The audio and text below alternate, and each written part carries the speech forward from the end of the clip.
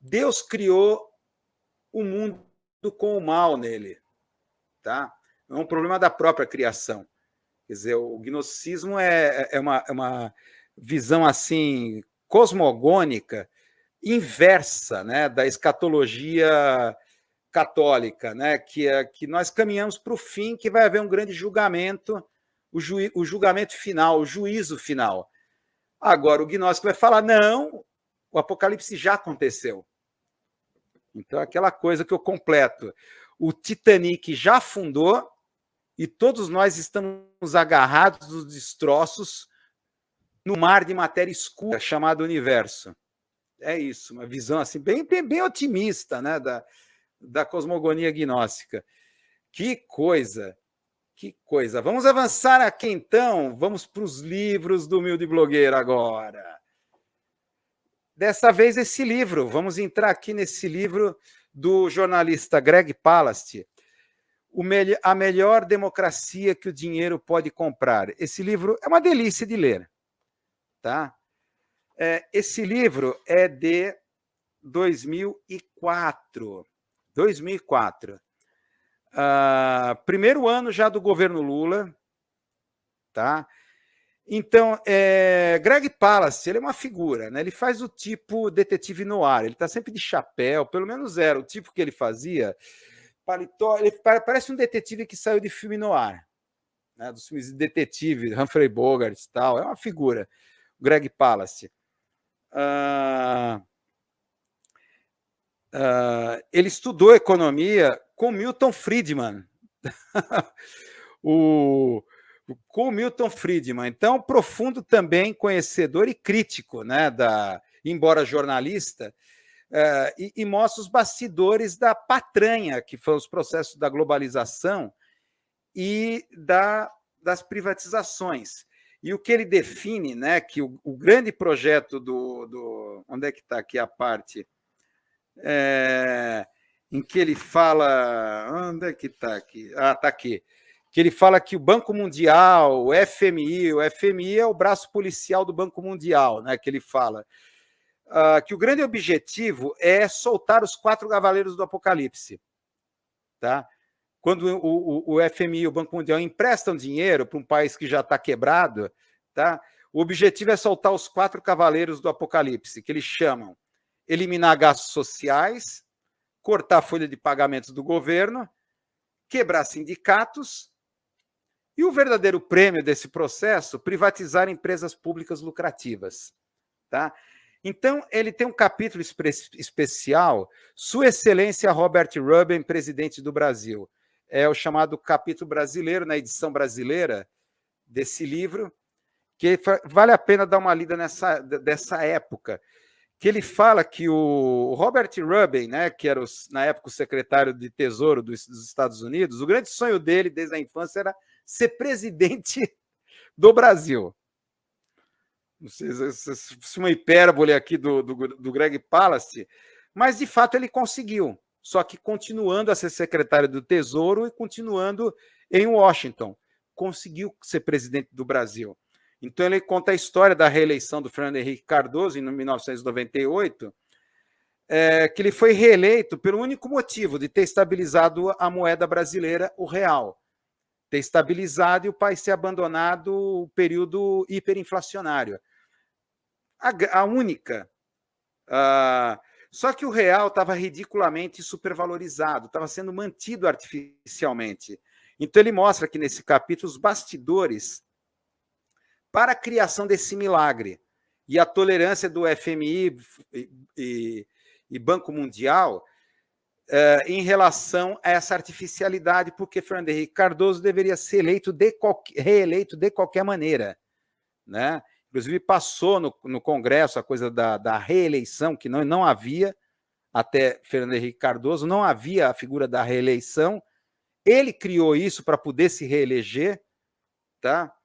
15 dias depois da posse do FHC, o real despencou e morreu. A gente sabe muito bem nisso. Naufragou a Abril, a Globo, que tinha dívidas em dólares, né, porque investiu bastante, principalmente na TV por assinatura, TV a cabo, tinha a TVA, que era do Grupo Abril. Foi embora MTV, foi embora tudo. De roldão aí, a própria mídia que o apoiou, né? Com as suas dívidas em dólares, né? Então ele vai contando aqui como, na verdade, o Robert Rubin, o presidente do Tesouro Americano, foi que, na verdade, virou presidente do Brasil. O país quebrado, né, com essa hiperdesvalorização, e o crédito de 41 bi de dólares que foi dado para o Fernando Henrique Cardoso, o país quebrado, que, na verdade, pouco dinheiro pingou no Brasil desse crédito.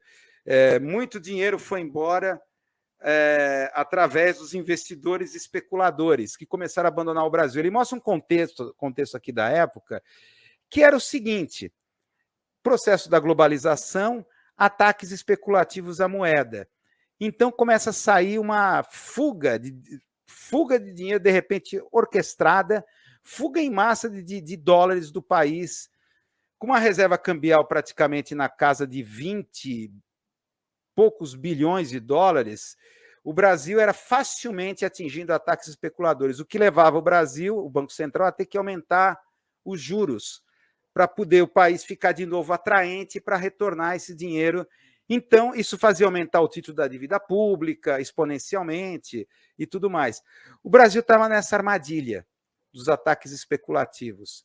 E como esses ataques especulativos, além de forçar o aumento do dólar, a privatização do setor elétrico e todas as privatizações, e como ganhava-se muita grana com isso, né? Muita grana, aqueles que comandavam o processo de privatização.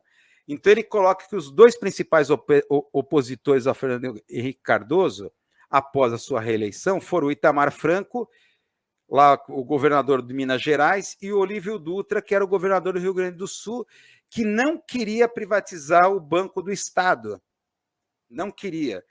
Porque ainda o Rio Grande do Sul era um país que ainda estava, enquanto todo o país já estava imerso, o Rio Grande do Sul ainda estava se salvando pelos créditos que o banco estatal fornecia para a indústria, para a economia crescente ali no Estado. Então, o Olívio Dutra ele suspende os pagamentos ao governo federal, os pagamentos que devia, né? Assim como fez também o Itamar Franco. O Itamar Franco era mostrado pela grande mídia como um bufão, um cara tolo, ridículo, desde aquele escândalo lá no Carnaval, né? Com aquele que ele apareceu no Sambódromo e tinha uma garota do lado dele que estava sem calcinha. Alguém vai lembrar o nome dessa modelo que era supostamente a namorada do Itamar Franco? Foi uma armadilha montada para ele, para desmoralizá-lo e o Fernando Henrique decolar a partir dali, né? O Itamar Franco era o presidente e o Fernando Henrique Cardoso era ministro, tá? Alguém vai citar aqui o nome dessa modelo, desse escândalo. Então a imprensa, claro, pegando a foto de baixo para cima, tal, mostra que ela estava, digamos assim, desprevenida, né? Então, um escândalo, né? Colou lá no Itamar Franco, desde então era mostrado como um bufão. A verdadeira ameaça era o Olívio Dutra, do PT, governador. Aí ele mostra aqui, tem uma certa altura, Dutra foi derrotado. Lilian Ramos, exatamente, aqui o Tarcísio lembrou, deu nome aos bois. A Lilian Ramos. Dutra foi derrotado, e embora o seu Partido dos Trabalhadores esteja na presidência, aí ele já está escrevendo esse capítulo no primeiro ano, com Dutra como ministro, o Olívio Dutra era o ministro desse primeiro governo Lula I, Lula está na prisão dos devedores algemados pelas obrigações com o Citibank e seu braço policial, o FMI. E Rubin foi eleito para um cargo muito mais alto que o do presidente sombra do Brasil. É presidente do comitê executivo do Citigroup, a corporação que é dona do Citibank, que é dona do Brasil. Então, ele sugere aqui, o Lula é bem assim, pessimista. ele é prisioneiro dos devedores e é um presidente sombra. Presidente sombra, assim define o Greg Palast, assim, muito pessimista em relação à possibilidade do Lula se desvencilhar dessa armadilha da globalização. E a parte deliciosa aqui, a globalização e seus descontentes, ele fala aqui o que é o clima da globalização, o auge da globalização, todo o otimismo que a gente vê acabar com essa cartilha do Itaú, que a gente falou aqui nos comentários aleatórios. Ele fala o seguinte, é muito interessante. O Friedman, Milton Friedman, né, fala aqui da colunista do New York Times, ali naquele momento, ele fala que ele esteve em Cleveland para um debate com Friedman durante o Conselho de Questões Mundiais em 2001, né? Então ele fala, o Friedman, o cerne da globalização. O que é a globalização? Aí ele fala, o cerne da globalização está na internet. Está na possibilidade de você, dentro do seu quarto, comprar ações da Amazon.com, ao mesmo tempo em que envia e-mails para esquimós. Tudo isso sem tirar o pijama. Segundo Friedman, estamos conectados, poderosos, capazes. Esse é o cerne da globalização. Para ver como todos nós estamos conectados, poderosos, capazes. Então, o legal é você comprar da sua casa uma ação da Amazon.com, mandar um e-mail para o esquimó, tudo isso sem tirar o pijama. O otimismo, né, que estava, que ele mostra desse otimismo todo, ele vai descrevendo os casos do Equador, Bolívia, os 3 passos para se destruir o país. Aí que está presente as estratégias nessa época do FMI e do Banco Mundial. Primeiro passo é a privatização, o que ele define como subornização. Tá? Líderes nacionais que alegremente vendem companhias de água e eletricidade, cumprindo exigências do Banco Mundial, com arregalar de olhos ao ganhar uma comissão de 10%. Tá?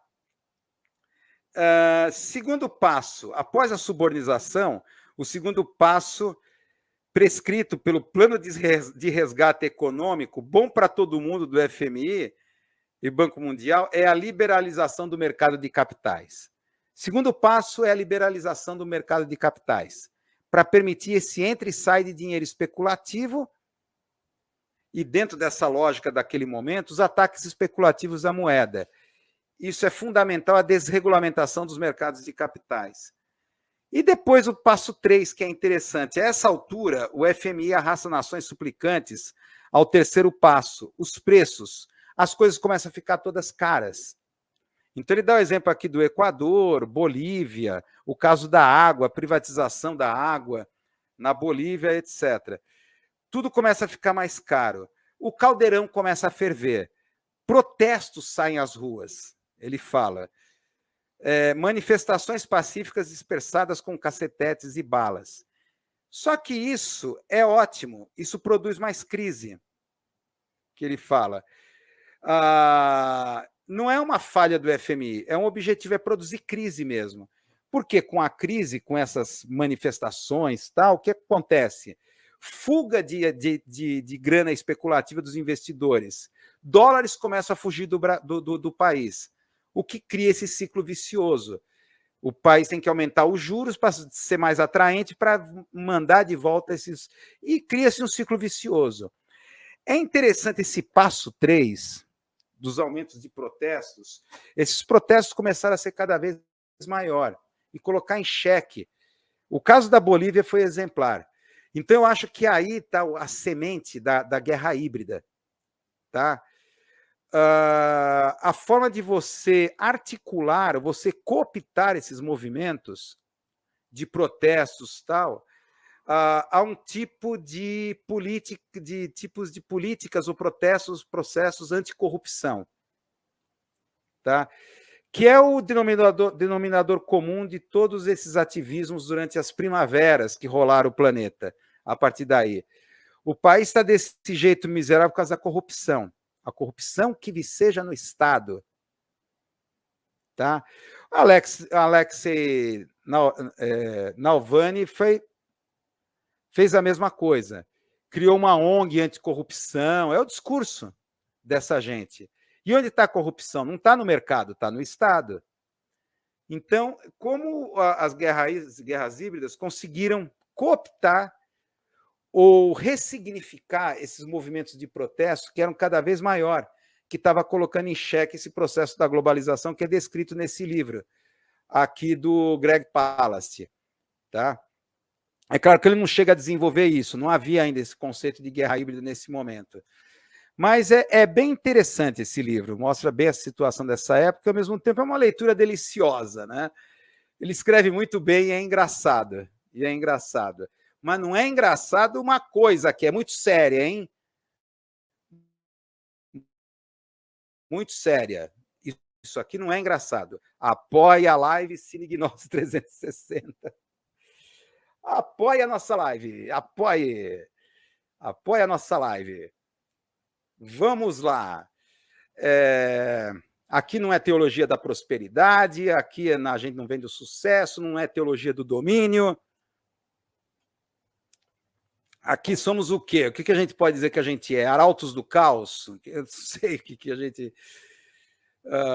não vendemos saídas, não vendemos futuros felizes e nem facilidades. Eu não sei o que nós somos. Mas uma coisa que a gente faz é o